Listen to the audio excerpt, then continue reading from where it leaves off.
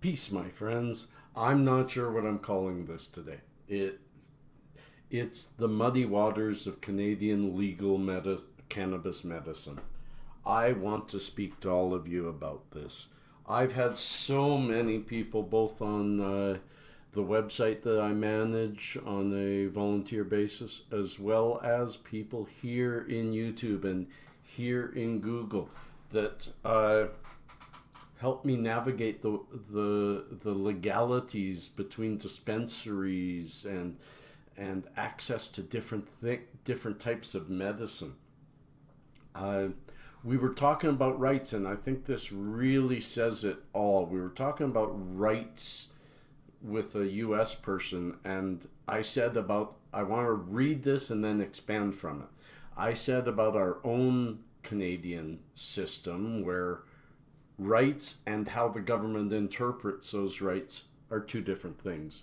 Let me say, like in Canada, the Supreme Court ruled our government was in the wrong.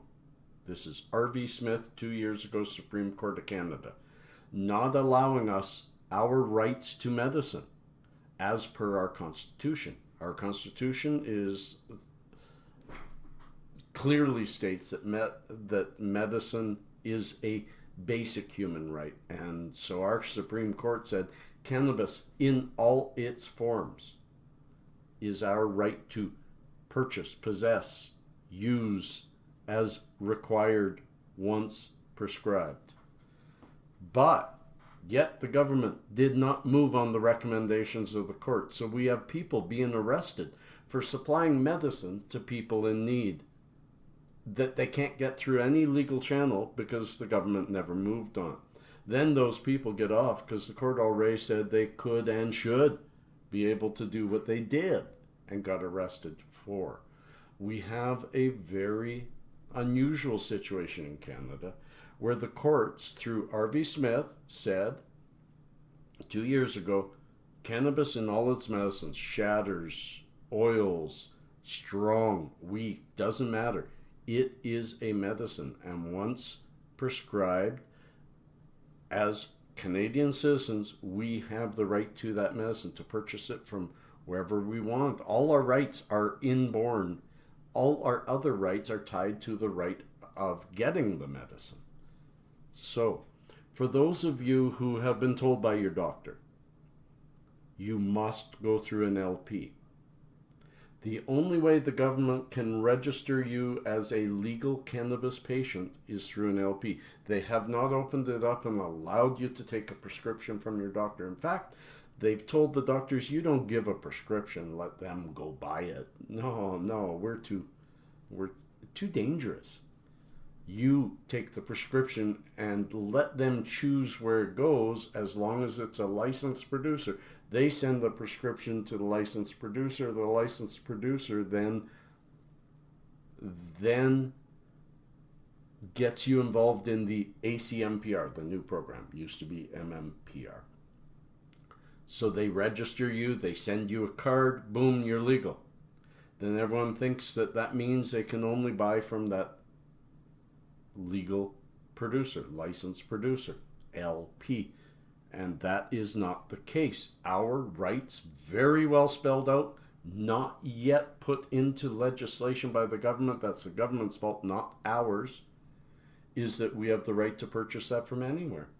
We have the right to access it from anywhere. The LPs were supposed to stop their mail program, open up stores, do all this stuff. All the government did from the Allard case a year ago, where they were told there was at least 5 areas of access that they had to improve on. The only area of access they improved upon was allowing all medical users to grow if they pass certain very stringent rules and allow the government to enter their home a couple of times a year to inspect their facilities and make sure they buy only the products as sanctioned by the government.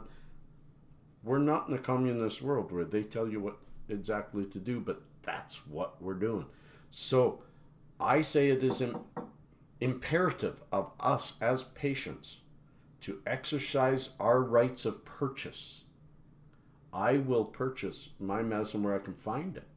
If you're looking for a strong oil, this here is CBD distillate.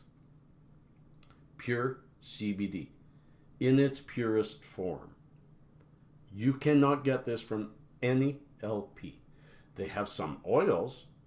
They're edible oils, and they're 3% THC, where most edible oils should be. An edible oil, you should be taking a tiny, tiny bit a couple of times a day. It should be 30%, if not more. Sorry about the noise, I should have shut that down. But this, you can't get anywhere.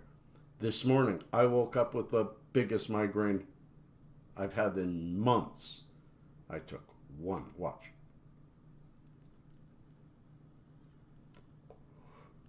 That's it. That's all I took. I put that away. That was 4 hours ago. My headache's gone. I took this just to keep it down. I saved it until now.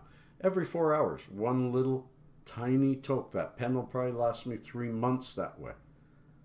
That's what you call pure medicine. The courts understood it.